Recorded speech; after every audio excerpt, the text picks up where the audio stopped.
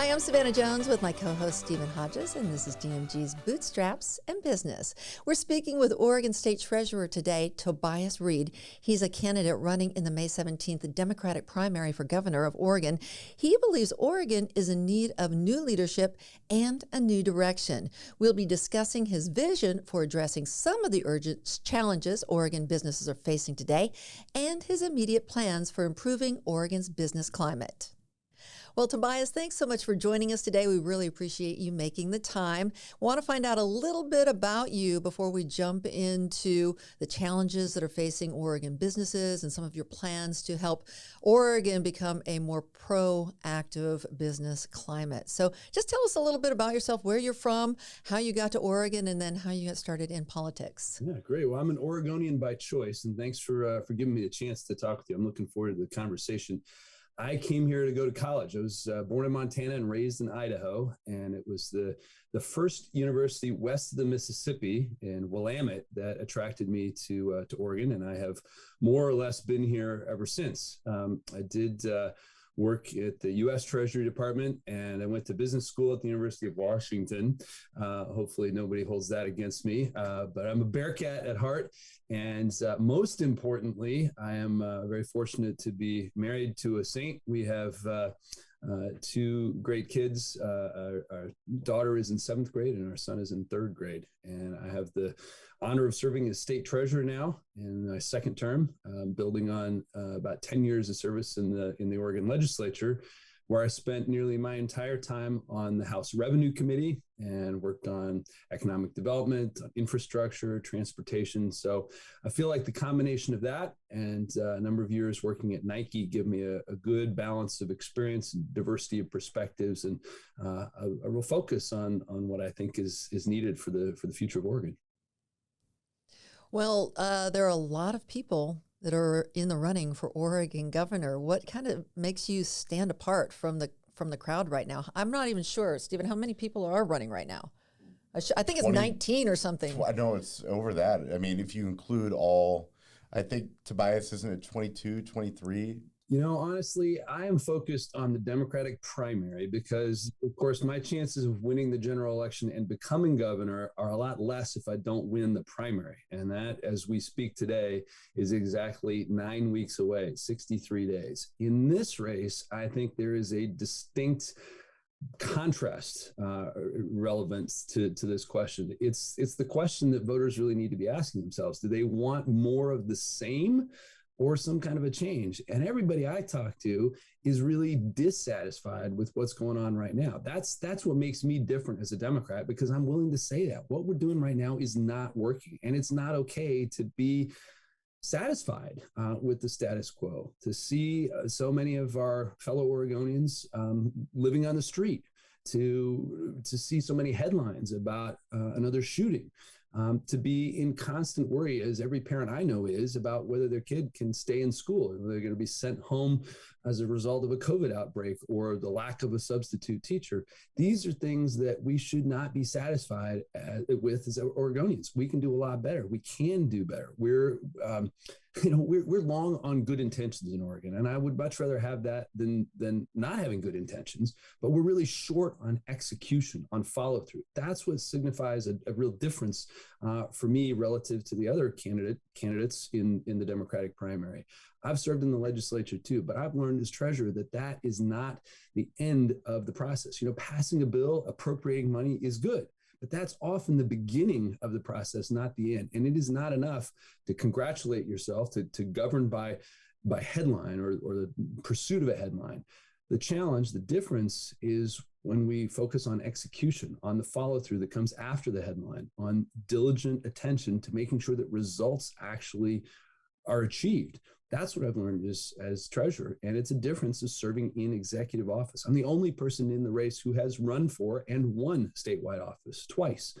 That's what I think we need in the governor's office, someone who has that expertise, who has the ability to articulate a vision, but also the expertise and the experience delivering it. That's a big difference.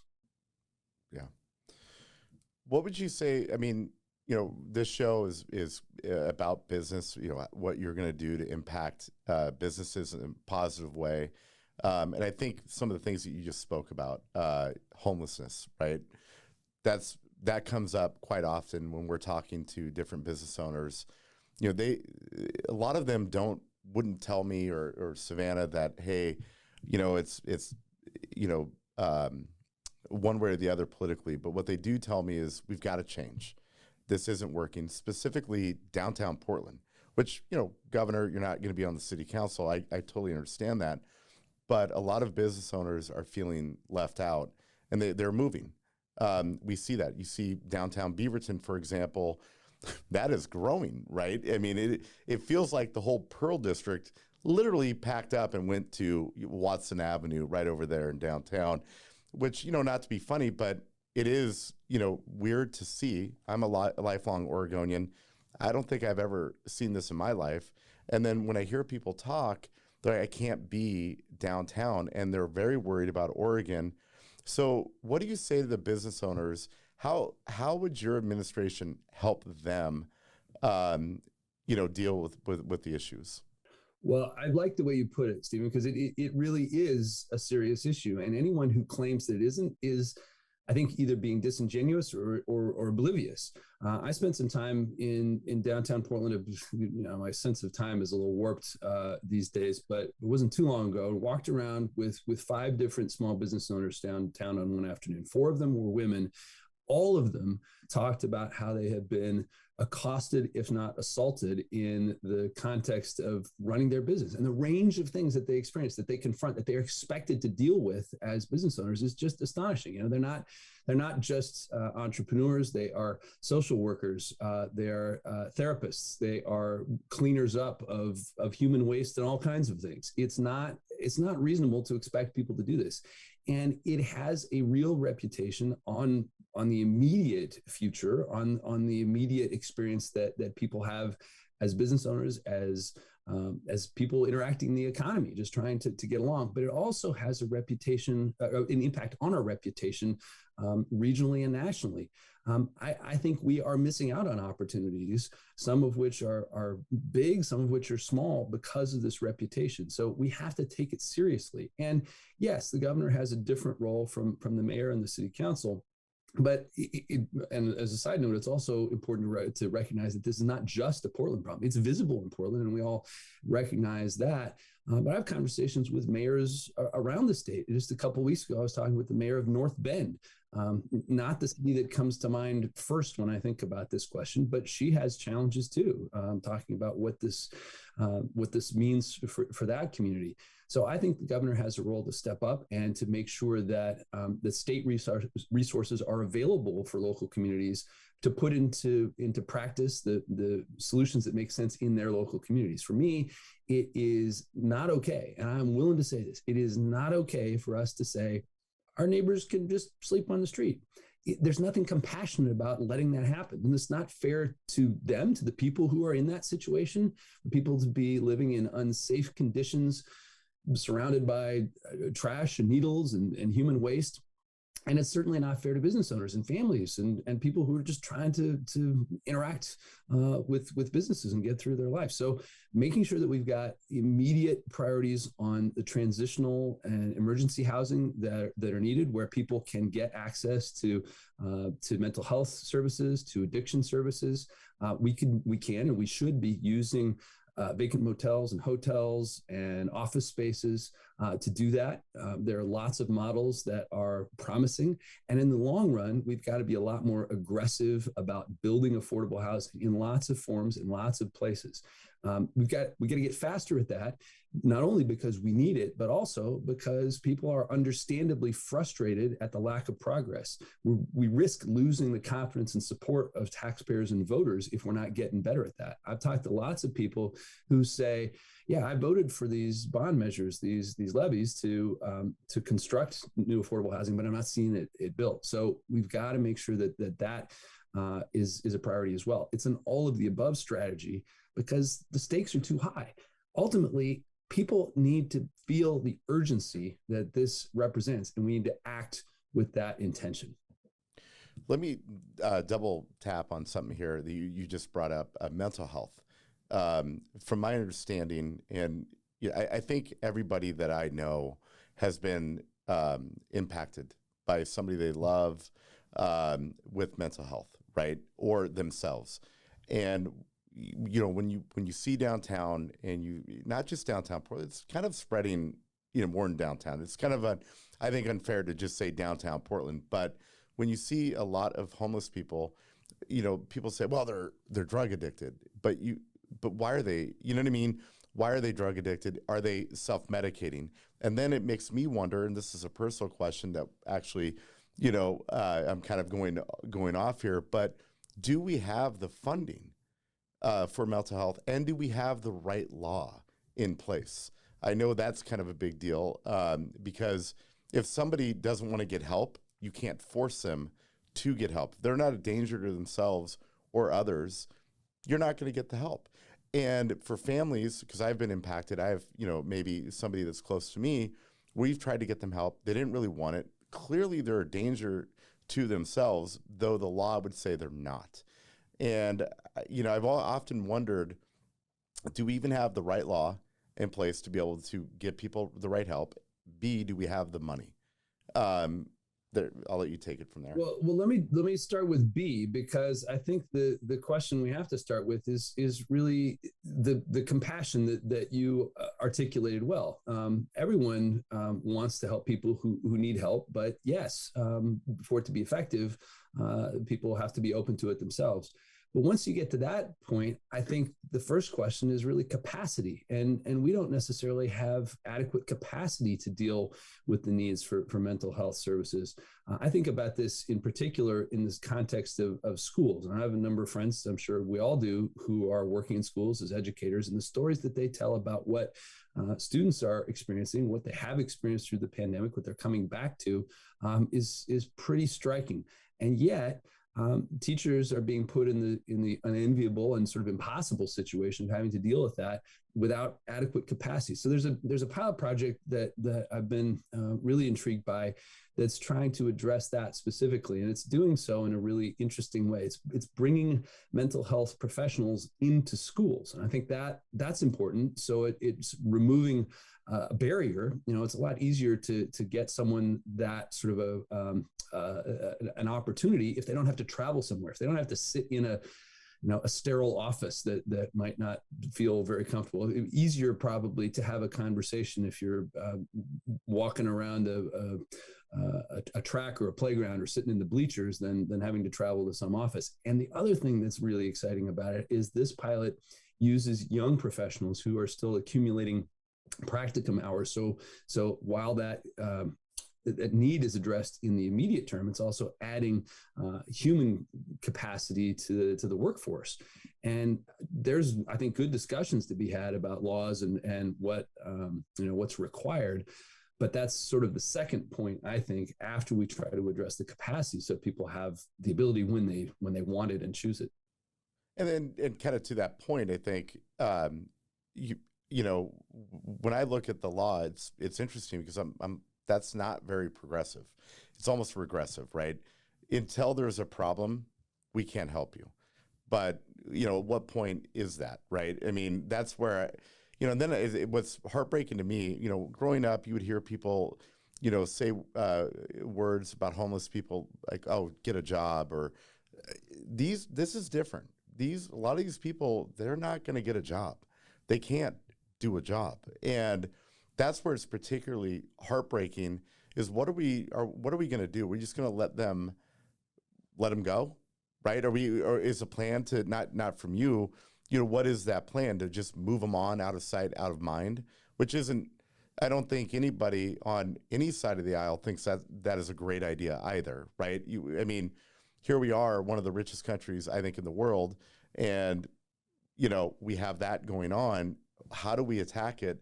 I don't know that it, personally, I don't know that it's a money problem more than a mental health issue. That's, to what your point is. I guess my question is there enough support in the state, and you would know this, to actually try something different? Because to your point earlier, what we're doing now, it doesn't seem to be working. No, and I think the combination of those two observations is where we've got to find solutions. The compassion that you are clearly expressing, I think, is held by every Oregonian. These are our neighbors and our family members and people we care about, and we have a stake in their success because they are members of our community. So we ignore them at our own peril. Even if a person is not compassionate and is only self-interested, it makes sense to make sure that people get help. The other point, I think, is something you also said. A lot of times we have the desire and we don't have the financial resources to do it.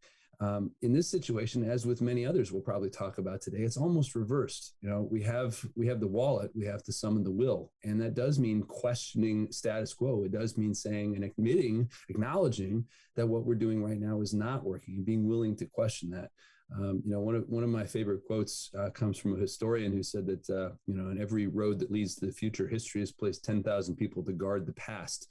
This is one of those places where we have to let go of that. We have to say it's not working. We're willing to try some new things and to be motivated both by our humanity, our interest in our fellow humans, and the untapped potential. We got enough other challenges in the world that we should not be willing to sacrifice any individuals. There's talent, there's capacity on the sidelines, and we need them as we take on our other challenges.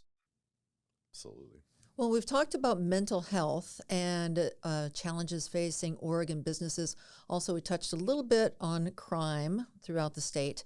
A lot of business owners, small in particular, faced very huge challenges during this pandemic, and some of them have disappeared, some of them have moved, some of them have struggled to survive.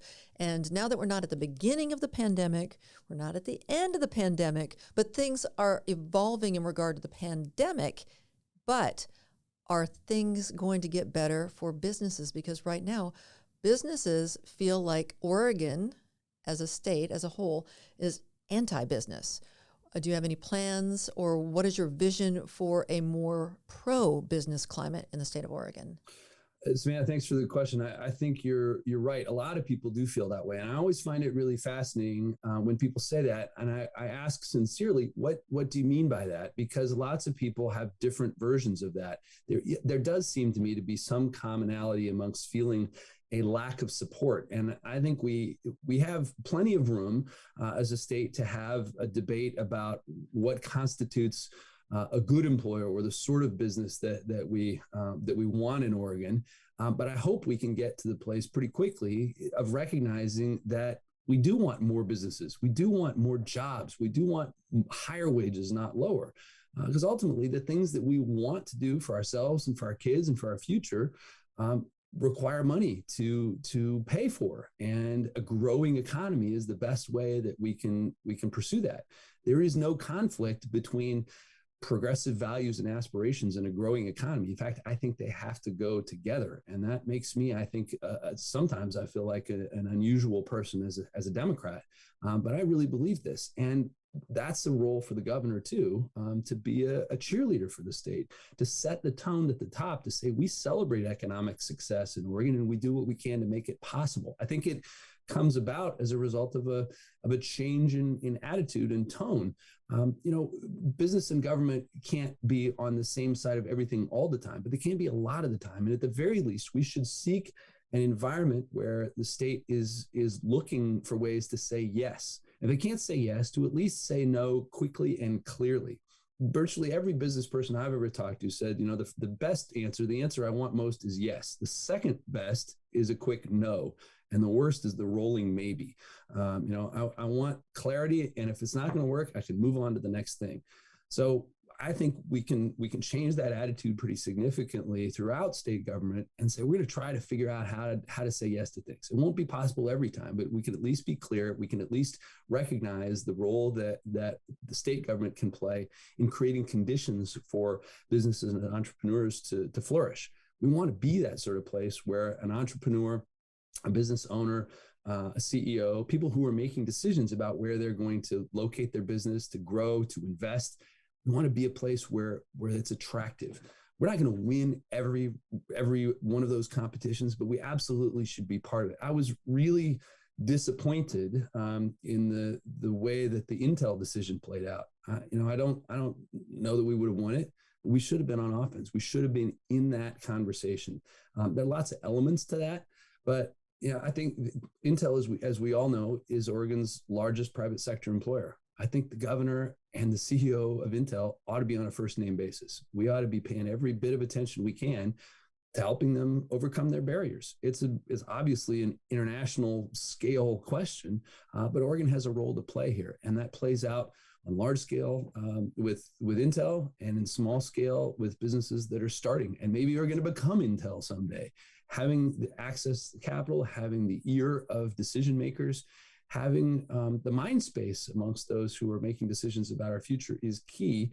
And being positive, recognizing the important role that public-private partnerships play in creating the economy and the place we want to be, and future opportunities are going to exist. That's central to how I'd like to be governor. I think doubling down on that, one of the things I've always wondered about is, our bread and butter for tax revenue, if you will, to do, wonderful things that we can do for the state, whether it be roads, bridges, school, is people working. It's right. It's the income tax. And so, with that in mind, as we transition, we don't know the exact percentage. We know there's going to be a lot more remote work going forward. That is going to be something probably continuous. What would be your plan on to, bringing those opportunities to Oregon? And be specific. I jokingly, in the 90s and early 2000s, one of the jokes was, man, Portland's got a lot of people with a PhD that are, baristas. Great place to go and retire. And they were, those were facetious jokes. But in reality, we do have a lot of talent that I think is, if you ask me, is very untapped. So what would be your plan maybe to bring us forward into a remote work environment that makes sense for other companies, whether they be, in New York City, Texas, or, maybe they're in Europe. Maybe those companies are not located in the U.S., but they want the talent pool. What an interesting question. It is fun to think about. I think you're right. It remains to be seen, at least in my mind, how exactly that balance settles out. But it allows us, I think, to be a lot more intentional. We're doing this conversation by Zoom. There are advantages to each of these things, but we're not having to travel. You don't have to give me a beverage of something with that branded mug that you have there, because I'm sitting. I think the truth is, Tobias, you didn't want to come in, man. You didn't want to see me. He's like, no, I've already had coffee with him. We're good. Yeah. But we get to be selective. In some things, right, it really does matter to be in person. Other things, remote is okay. It's adequate. But to your point, it allows us to access talent virtually anywhere in the world. My wife works at Nike, and it's hardly the only example, but you can imagine, and you've probably all seen the work that literally goes around the world as people pick it up as the globe spins. The talent that can unleash is really shocking. So I think making sure that Oregon and the talent that is here is on the scene really matters. And that also then speaks to the value of what has been called by economists our second paycheck in Oregon. The other benefits that we get from living here, access to the outdoors, to the arts, to the overall culture that exists. People, when talent is mobile, people can choose where they live. So I think we need to make Oregon the place that talented people want to live. And it also gives, advantages to companies that are located here. They can get the talent that might not yet exist in Oregon from other places. So probably, a continued effort to make those connections and to make them clear is going to put Oregon in the best place we can be. Funny, anecdotal, but I'm hearing more and more friends, hey, I just got a new job. I'm like, oh, great. Where is the company located? And they're like, oh, India. And it made me laugh because I'm like, so now we're being outsourced, right? Or India's outsourcing to America.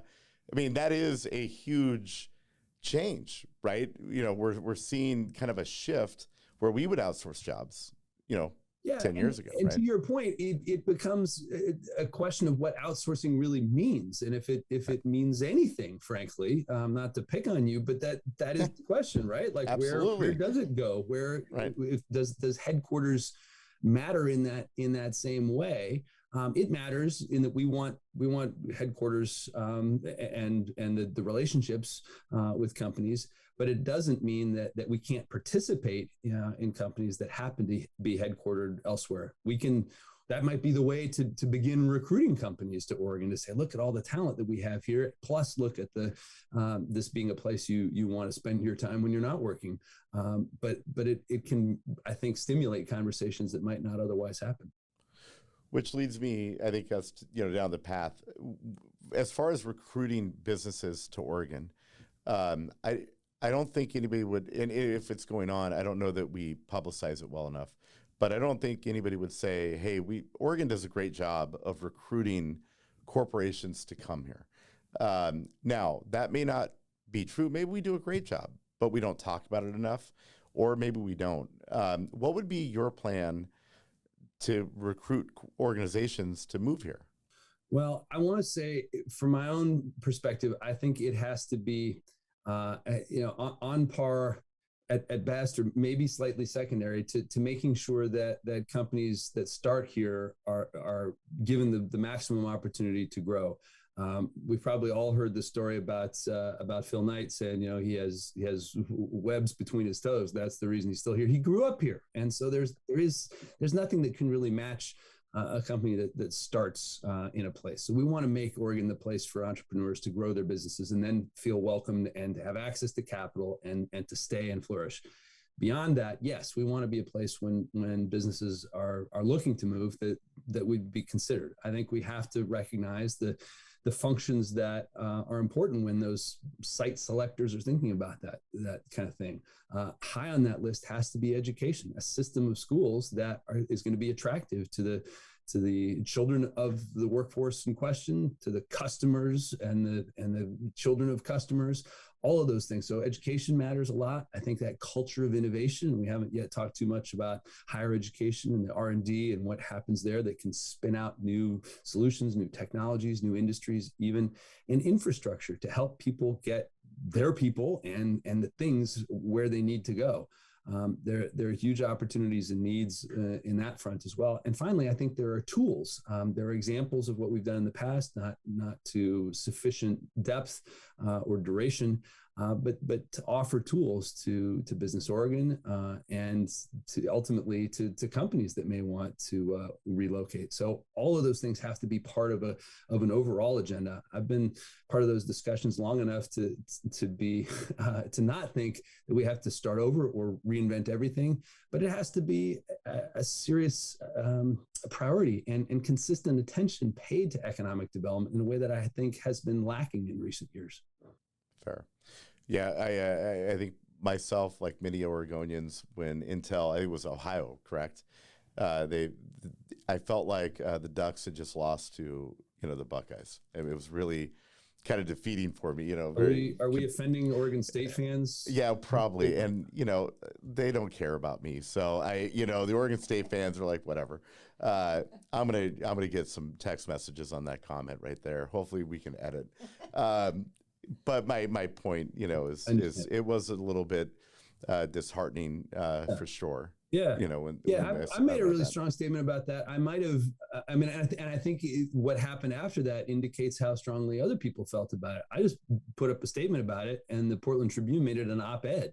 I might have written it slightly differently had I known it was going to be published in the paper, but the sentiment stands. And I said earlier, I'm not so naive as to think that just entering a contest like that means we're going to win it, but we absolutely have to try. I mean, I'm mixing metaphors now, but I don't want to be standing in the dugout rather than at the plate. Let's get up there and swing. Let's know what elements and ingredients are important to a company like Intel. They're going to need industrial land. They're going to need utilities. They're going to need workforce. All of these things ought to be front of mind for state government to know what's needed. And it's not just about Intel. There are lots of other manufacturers of other things, some of them that already exist in Washington County and might be poised to expand as well. We got to get in front of those things and be ready. It is not okay to just say, ho hum, it didn't work out for us. Maybe they'll come next time. Those things don't happen. You got to be ready. You got to be on offense. And I want us to be. We will be if I'm lucky enough to be governor. Well, I mean, a lot of people, they don't know this, and driving down 26, there's a statue. It looks like a key, and it was placed there to be the key for the Silicon Valley, the forest. And I often look at that and think to myself, we didn't do enough, right, to attract those businesses, because while we have some, we should have, I feel that maybe we should have more with our talent pool. And that's not a slam. I'm actually not slamming governors. I'm just saying, I think maybe the way that we look at business here in Oregon, this is a very attractive place to be. It is, right? And that story needs to be out there. And I share that frustration with you. And I like the way you are turning it to a forward look. We certainly undoubtedly have missed out on opportunities, but let's use that to summon the urgency that we need going forward. There's all kinds of new things, whether it's specifically in technology or clean tech or in the climate transition that's already underway. There are opportunities in Oregon, and we can learn the lessons of things that didn't work out the way we want and try to do better going forward. That urgency has to be part of the discussion that we're having. And it all gets back to this place that we are in this election. Do we like how things are right now? Do we want to stay in this posture? Do we want to just accept this mediocrity? I say no. And that's the contrast that is in front of us over the next several weeks through this primary. Well, you did bring up that some things from the past haven't worked. What would you replicate from the past, or is there anything top of mind when Oregon was the jewel of the Northwest? I mean, isn't there something we can reach back and grab and bring forward with us, even though we know, we are progressive and tech has jumped leaps and bounds, but isn't there something that was so special about this area and businesses? And because there was a time when we were a shining star, so isn't there something that we can reach back and grab and make it ours again? Yeah, I don't think we have to say that everything is lacking. I think there is still a really strong spirit in Oregonians of independence and innovation that we can draw on to create new things. Since Stephen, you were saying such nice things about the University of Oregon, I feel compelled to put something in here for the Beavers. Right. Do you know where the maraschino cherry was invented? I've led you to the answer here at Oregon State University. Corvallis, yeah. So I mean, that's just one tiny example. But let's create. And that may make me a Beaver fan right there, because that's a good cherry. I'm not gonna lie, I didn't know that, and now I'm like, well, there we go. Yeah, and off to the Beaver games I go. In drinks and desserts. It's the utility infielder of cherries, I think. Right. This is just an example, though. I mean, we have all the ingredients here. Think about the fact that Oregon is probably, I can't think of a better place to be a living laboratory for renewable energy. We've got wave, we've got wind, we've got solar, we've got geothermal. We've got it all right here. We've got universities that know how to do that research and commercialize activities. This is the place where the future can be created, and we can do it even more importantly and effectively, I think, as part of the West Coast. When we think about what's to our north and to our south, all of these things are there, and I think trying to use the public-private partnership as a model is something we should do more of. I was really proud to be at the forefront of creating a new program in Oregon that didn't exist anywhere else in the country around retirement. Half of people who are working in Oregon, same number around the country, don't have a way to save for retirement at work. So we created a public-private partnership. We're now 5 years into what we call Oregon Saves. There's 115,000 people now who have funded IRAs, $150 million. But we did it with the private sector. We said the law now in Oregon is if you are an employer who doesn't offer a retirement plan, you have to facilitate Oregon Saves. So you say to your employees, unless you tell me otherwise, 5% is going into your IRA. And people can opt out. But we've made this work by being relentlessly collaborative with our private sector partners, both as the vendors who run the program and the employers who help facilitate it. And it's that rare government program that actually has gained public support through its implementation because of that commitment. So I think these are all examples of what opportunities are in front of us if we're willing to have that spirit of innovation and the spirit of collaboration that can really realize those opportunities. I do have kind of a left field, but there was an article, I believe it was NPR, and it was about lithium, mining lithium, and it listed Oregon as the #1 area. Where do you stand? Where do you stand on that? B, the environmental impact of that.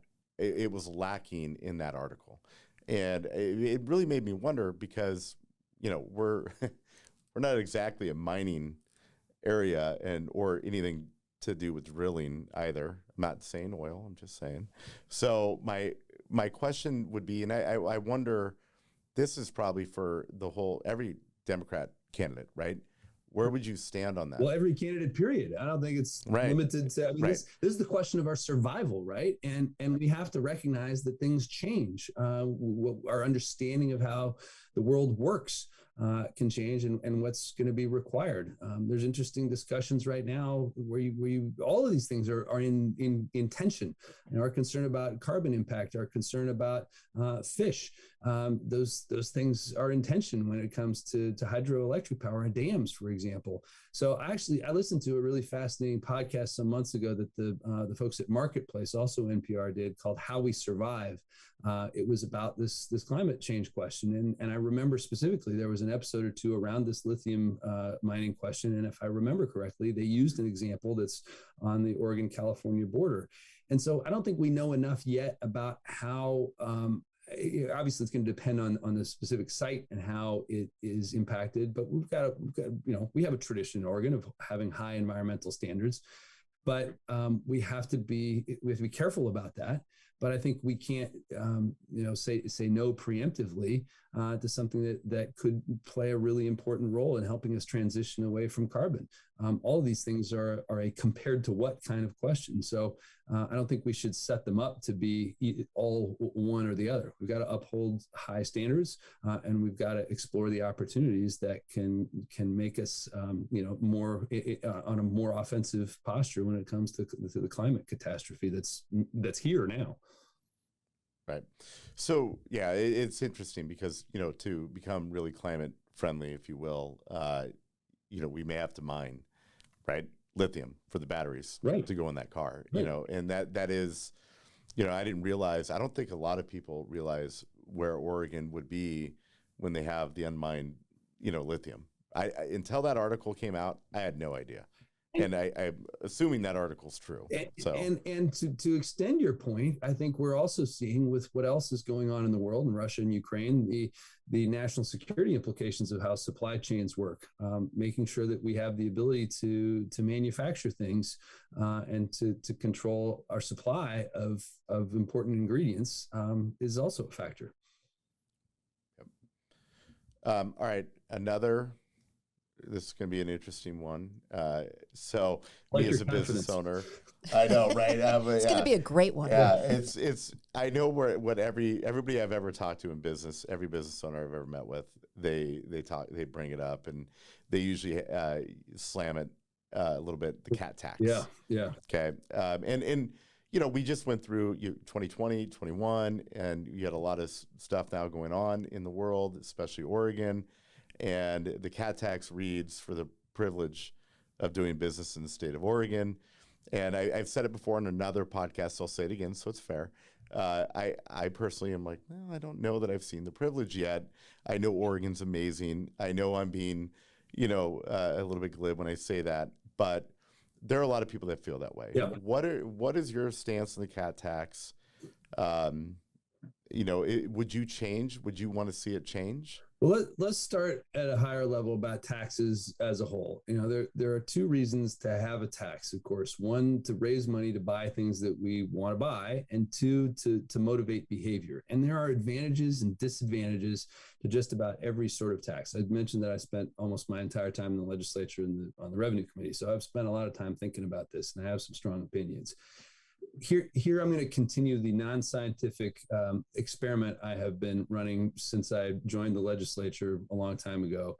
Imagine that Oregon just became a state yesterday, and we've identified some things that we need to buy. So you two are going to be the two latest participants in this one question survey. Would either of you like to defend the tax structure that we currently have as the ideal thing that we want? I see no hands going up. So it's still unanimous. All these years later, I've not met anyone who says, I like the tax structure that we have right now. So we have unanimity on that. To be fair, Tobias, that's kind of a loaded question. Yes, and just to throw this out, because I think it might help you actually. Right. Not that you need it, but I think I don't have a problem with the current tax structure if the perception is that we're a very business-friendly state and we're providing really good jobs, right? That we're recruiting these businesses, we're keeping the intels. I'm good with it, okay, to be candid. But you know what I mean? And that's where the big but comes in, because if we're not, then it's hurtful. So I think what you're saying is you're okay with the concept of taxes if you feel good about where they are being spent. And that's, if I'm right, that's a position that a lot of people hold. But even if you confine the question to the structure that we have, some people say, we don't have a sales tax, and that's great. Other people say that sales tax is what we should have, and we shouldn't have an income tax. I haven't met anyone who says, I like it just the way it is. My point is just that there is constant dissatisfaction. And yet we also recognize that we're going to need some things, whether it's roads and bridges or schools or healthcare, all that sort of stuff. So we're going to have to do some things. And I think in some ways of the tax structure in the same way that I think about our investments. And I can say this as treasurer, it would be foolish of me or anyone else to say we're going to put our entire portfolio in Bitcoin. That's a highly volatile thing. And the same is true with the tax structure, that you wouldn't want to put all the streams of revenue on which we rely to provide these critical services on one thing. So the theory behind the CAT tax is as a moderator, as something that is less volatile than the income tax. I understand a lot of the frustration about it because of the way it functions and cascades through the supply chain. And I'm not here to say that it's ideal. So I'm open to conversations about how it may need to be modified based on experience and how things go. But I also don't want to come in as the armchair quarterback who was not involved through that process and say it's terribly flawed. I know from experience that constructing a proposal like that is an exercise in a lot of complexity and a lot of compromise to get something through the legislature, and not everyone is going to be satisfied with it by definition. So I think, always need to retain the humility to say, we might need to tweak this. We might need to make it better. But hopefully we've got the goal of saying we've got to generate revenue to buy things that we need. We want to do that in a way that does not dissuade activity that we want to happen, which in this case is commerce, is economic growth and activity. And when something is not working the way we want, we should be open to tweaking it. Fair. Now, I'm not making anybody watching. I'm not making fun of anybody at the IRS watching. I'm not making fun of, taxes. I'm just, His name isn't Stephen Hodges. Yeah, that's not my name. Yeah, right. No, I'm good on my taxes. That was just being funny. All right. One important question. Actually, go ahead. Well, first we've talked about the challenges facing Oregon businesses and your vision for changing the leadership, changing the direction. Anything else that we haven't covered that you really want to make sure that our listeners and viewers hear from you right now? Yeah, I think it's the second half of the frustration I hope you are hearing from me, and I think is held in common by a lot of Oregonians right now. The status quo is not working. That I think a lot of us agree on. But I also think there's real optimism and potential for us if we get back on track and are focused on what really matters. And for me, that's pretty simple. I think we should be measuring ourselves as a state. And if I'm governor, I want to be measured based on the well-being of our kids. I think that is one of the best proxies for what the state is going to look like in the future. And I think it's a lens through which we can see just about every issue. So I'm going to make every decision I can informed by that. How is an individual decision or an individual policy going to affect kids and their potential? That's, I think, a really important place that we can rally around, because we're all, just about every one of us has some kid in our life somewhere that we care about. And in the unlikely event that's not true, we're all former kids.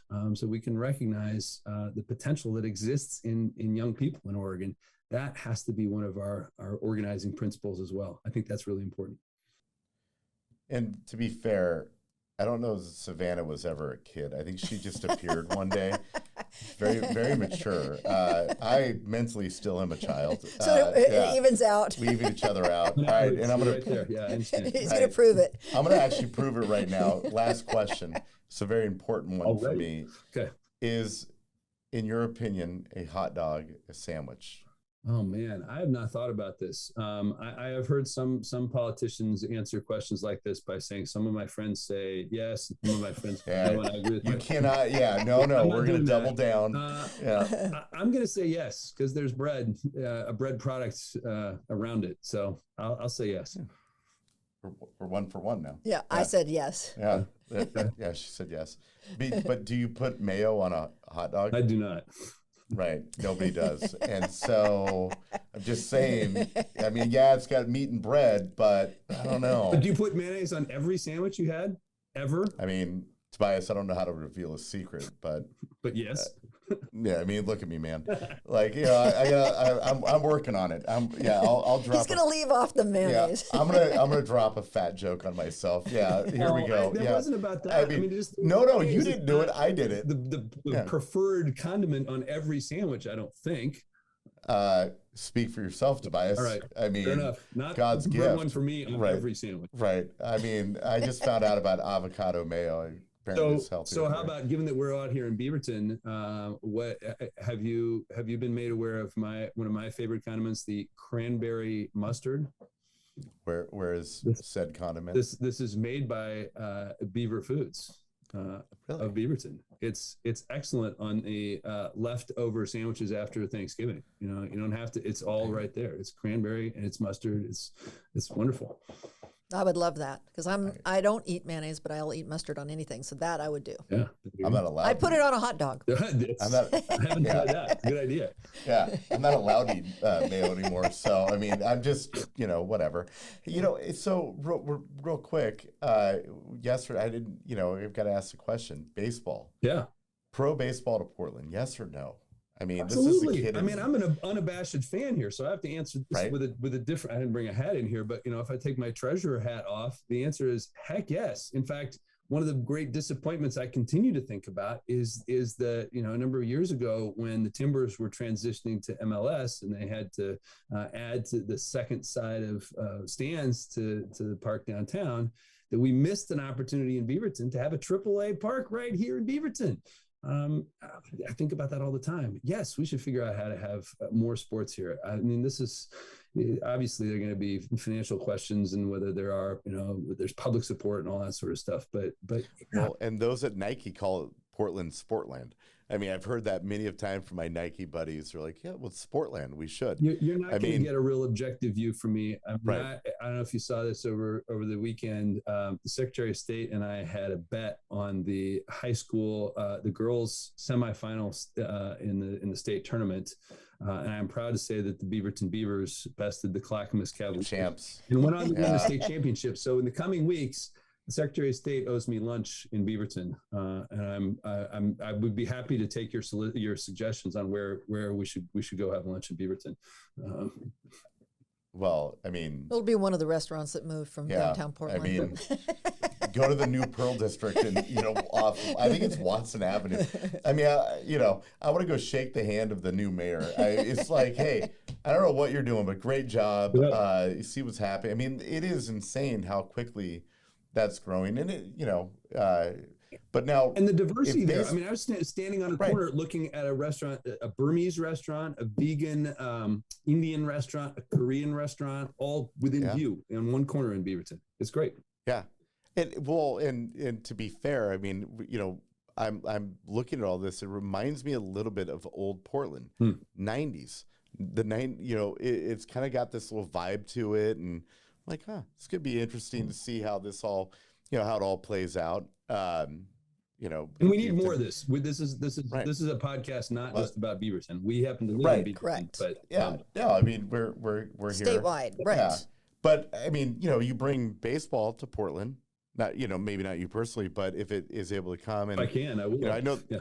I know the Diamond Project's working on it pretty hard. Those guys are great in what they're doing and trying to accomplish, but I'm thinking to myself, how many jobs, how many construction jobs, how many, just everything around the area. Because you bring baseball to Portland, you're not just bringing a team, you're bringing, hotels, you're bringing more nightlife, more restaurants, more bars, more, other businesses. The whole cottage industry. A big revenue generator. That could be, regardless of where it goes. If I'm city council in Portland or Beaverton or wherever, I'm begging for it to come to my city. And there's a really interesting set of data around the impact that culture has on entrepreneurship generally. If you're a talented person who's going to start a business, you're going to pick a place you want to be. For some people, that's going to be music and theater and other forms of culture. For some people, it's going to be sports. So the more that we can do whatever it is to make ourselves the place that talented people want to be and start their businesses, that's going to be great. All the stuff that you said is right. And in addition, I think there could be long-lived,